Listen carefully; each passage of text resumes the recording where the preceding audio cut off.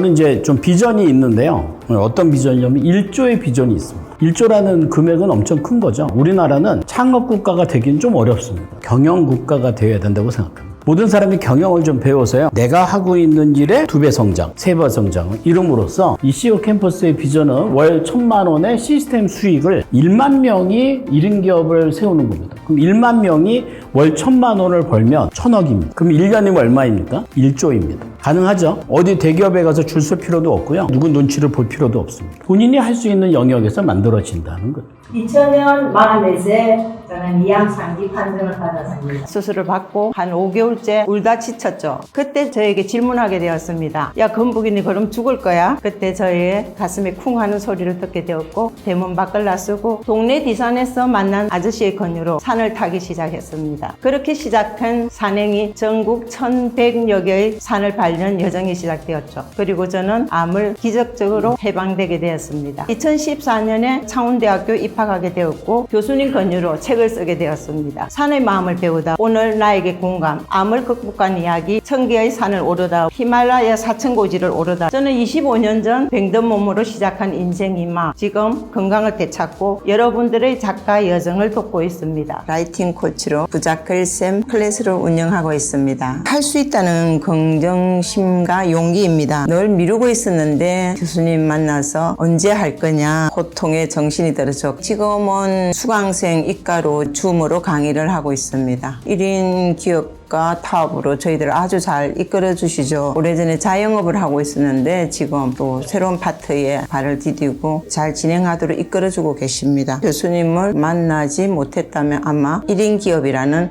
새로운 큰 타이틀을 만나지 못했을 것입니다. 저는 사진 찍고 기록하고 이렇게 글 쓰는 거를 좋아해요. 그래서 싸이월드 시절부터 신혼일기와 육아일기부터 시작해서 블로그와 인스타그램에도 저의 이제 디자인 포트폴리오와 일상들을 10년 넘게 이제 콘텐츠를 쌓아왔는데 그게 이제 포트폴리오가 되어서 홍보팀에 입사를 하게 되었고 재미있게 일을 했습니다. 그러다가 셋째가 생겨가지고 육아휴직과 동시에 경단녀가 될 뻔한 상황이었는데 이제 1인 기업 124기를 만났고 브랜딩이라는 게 이름이 아니라 자기를 표현하는 도구이자 세상을 바꿀 수 있는 힘이라는 것을 느꼈어요. 저의 이런 마음을 같이 나누고 싶어서 단비 브랜딩 스쿨을 시작하게 되었습니다. 단비 브랜딩 스쿨이라는 사업을 하고 있고 저의 타겟은 새로운 도약을 꿈꾸는 4050 워킹맘과 경단녀들입니다. 프로과정 전에는 무언가 바쁘게 하고 있기는 했지만 저의 아이템과 서비스를 확립하지 못하고 열심히만 달렸었는데 프로과정 하면서 서비스도 3가지로 정리가 되었고 앞으로 나아갈 방향도 정리가 되었습니다.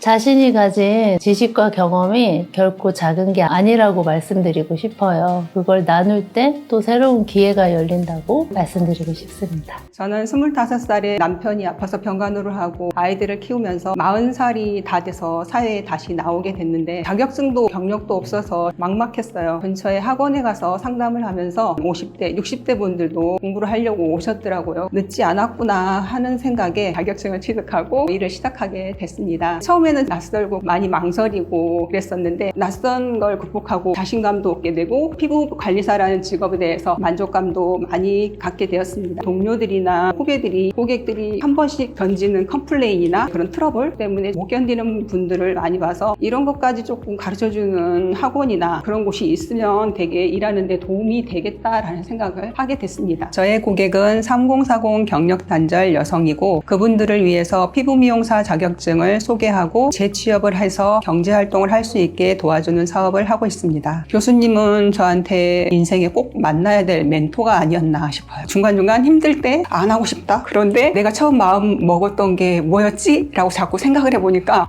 따라가야 되겠구나 그 생각이 들더라고요. 그래서 지금도 어렵지만 또 어려운 대로 하고 있습니다. 살면서 한 번은 해봐야 된다고 생각을 해요. 주체적으로 내 삶을 계획할 수 있는 능력? 그냥 사는 것보다는 생각과 질문을 반복하면서 자기 자신 자신을 알아야지 된다는 거를 저는 이번에 깨달았어요. 자신을 모르고 교육만 반복해서 듣는 거는 큰 성과가 없고, 내가 나를 알고 어떤 방향으로 어떤 사명을 가지고 일을 해야 되는지를 바로잡고 가는 게 좋겠다라고 생각을 합니다. 저는 아동 청소년 상담을 오랫동안 해왔고요. 코로나 시기에 국립병원에서 청소년들 자해예방 프로그램 나일락을 만들었습니다. 변증법적 행동치료를 기반으로 해서 마음챙김이라든지 자기 위한 즐거운 활동 찾기, 이런 활동들이 포함이 되어 있어가지고 자기 감정을 돌보고 고통스러운 순간이 있을 때 좀 이겨내는 거를 경험해 보는 거고, 그런데 어느 날 갱년기가 시작이 됐는데요. 감정 기복이 생기고 뼈마디가 아프기 시작하고 몸이나 마음이 무너지고 있더라고요. 과연 나는 나를 잘 돌보고 있는가? 그래서 나일락과 같은 이렇게 갱년기 여성을 돌보는 프로그램 나봄 살롱을 만들었습니다. 저는 힐링메이트로 갱년기 고객들에게 감정 기복과 에너지 조율을 돕는 역할을 하고 있습니다. 페이스메이커입니다. 힘들 때나 또 저의 속도에 맞춰서 저와 함께 뛰어주시고 이렇게 제가 한계를 넘어올 수 있도록 함께 해주신 분이십니다. 허들은 넘어갈 때 넘어야 한다 하시는 말씀이 기억이 나고요. 오늘 제가 그 과정으로 비를 뚫고 여기까지 오게 된 것 같습니다. 되게 성취감을 느끼는 순간을 맞이했습니다. 저희 둘째 아이의 유치원 상관 수업이 있었던 때인데요. 엄마가 가장 잘하는 게 뭐니? 라고 물었는데 저희 아이가 설거지요 라고 대답을 하더라고요. 바쁘게 식당 생활을 하고 있었고, 가정에서는 시어머님을 모시고 있는 상황이라 제가 설거지하는 모습을 보여주고 있었던 거예요. 자녀는 부모의 뒷모습을 보고 배우는구나 라는 말이 너무나도 와 닿았습니다. 나는 좋은 엄마가 되고 싶고 아이를 잘 키우고 싶은데 그러려면 좀 배워야겠구나. 웅진 싱크북에 입사하게 됐습니다. 지금은 책을 권하고 선생님 덕분에 저희 아이가 좋아하는 책이 생겼어요. 책 읽는 습관이 생겼어요. 꿈을 찾았어요 라는 말을 들었을 때 정말 제가 하는 일의 보람과 가치를 정말 많이 느끼게 되었습니다. 시작이 어려운 어머님들, 작심삼일이 되던 어머님들에게 지금보다 한 발 나아갈 수 있는 성장을 돕는 역할을 하고 싶습니다. 저는 창의적이고 자기주도적인 자녀를 키우고 싶은 10살 미만의 자녀를 둔 3040 엄마들을 대상으로 부모의 성장이 자녀의 성장을 이끈다라는 비전을 가지고 맘앤그로 커뮤니티를 운영하고 있습니다. 제가 하는 일이 굉장히 가치 있고 또 즐거워하는 일임에는 분명했었는데, 오랫동안 일을 하면서 다소 루즈해지는 경향들이 있었습니다. 프로 CEO 과정을 통해서 제가 하고 있는 일에 대한 의미를 좀 다시 찾고 힘을 얻어서 제가 그동안 경험했던 것들을 나눌 수 있게 되는 자신감이 생긴 게 가장 큰 변화였던 것 같습니다. 진짜 기억나는 건데요. 하기 싫어도 해라.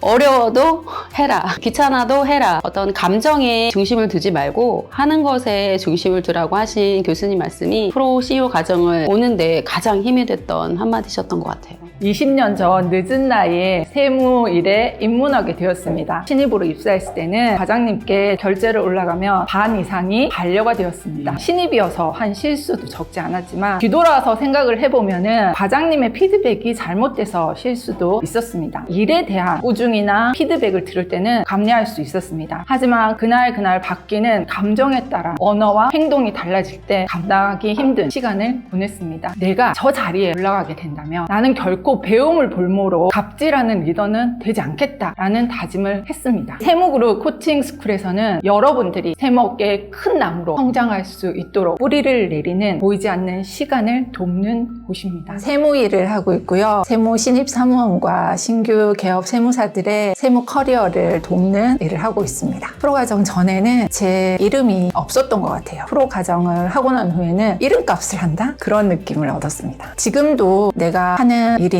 직업에서 내가 어떤 사람인지, 누구를 돕는 사람인지, 그리고 미래에 나라는 사람을 어떻게 표현할 수 있는지, 그거를 생각을 하신다면은 저는 꼭 1인 기업을 해야 된다라고 말씀을 드리고 싶어요. 제가 글을 쓰고 책을 쓰기 전에 감정 기복도 심하고 직장에서는 제가 좀 싸움닭입니다. 주변이 되게 피곤했습니다. 그렇게 살았는데 한 10년 전에 승진을 염두에 두고 열심히 일을 할 때였어요. 셋째가 생겨가지고 승진을 포기해야 되겠다. 변화가 필요하다. 독서였어요. 책을 읽다 보니까 나도 이 정도는 쓰겠다. 써볼까 하면서 시작한 게 책쓰기 공부였습니다. 개인저서 2권, 공저 13권, 전자책 5권을 쓴 작가이자 책쓰기 코치로서 3년째 활동을 하고 있습니다. 콘텐츠는 끝없는 마라톤이에요. 플리세트라는 제품을 다루면서 일본, 중국, 태국, 베트남, 프랑스, 이태리 이렇게 제가 고객을 만나요. 1인 기업하면서 가장 보람을 느낀 게 그거죠. 해외 바이어를 5명을 제가 유치를 했는데 저 같은 애들도 뭔가 만들고 했어요. 저보다 잘하실 분들이 계시니까 직장에만 국한되지 멈추지 마시고 자신의 개성을 사업으로 표현해 보셨으면 좋겠어요. 제가 이날 그런 얘기를 했어요. 저는 2024년 5월 30일 날 퇴사를 하겠습니다. 영어비전 스쿨을 독립시키겠습니다라고 이렇게 선언을 했었습니다. 정말 1년 만에 독립을 했습니다. 지금 한 1년이 지난 시점에서 직원도 생겼고 회사가 계속 성장해 나가고 있습니다. 프로CEO 수료가 그 새로운 시작이라고 생각합니다. 김영환 교수님이 지금 선장처럼 이렇게 끌어주셨지만 이제 선장은 대표님들이시거든요. 앞으로 풍랑을 많이 만나겠지만 그럴 때마다 프로CEO 46기 수료했던 이 초심을 기억하시고 파이팅 해주셨으면 좋겠습니다. 처음에 제가 뵐 때는요, 이 사람의 브랜딩이 뭐지? 당신의 고객은 누굽니까? 라고 물어봅니다. 근데 많은 분들이 아이템을 중요하게 여기지 고객을 중요하게 여기지 않습니다. 우리가 사업을 하거나 어떤 일을 하든지 고객이 돈을 버는 거잖아요. 근데 고객이 없고요, 기술만 있어요. 이러면 어떻게 되는 거죠? 누군가가 나를 채용하게 이렇게 되는 거예요. 소작농이 되는 겁니다. 나한테 일을 주지 않으면 내가 돈을 못 버는 거죠. 이거는 올바르지 않아요. 20대, 30대면 직장생활도 경험이 필요하죠. 근데 40대, 50대가 됐는데도 그 고정적인 급여 때문에 들어가면 그 사람들 맞춰줘야 되거든요. 맞춰주다가 내 영혼이 썩습니다. 좀 일찍 시작하되 아이템이 아니라 철학적 브랜딩. 우린 이거를 정체성이라고 얘기를 합니다. 내가 누구로서 누구에게 무엇을 어떻게 뿌리를 내리는 거다.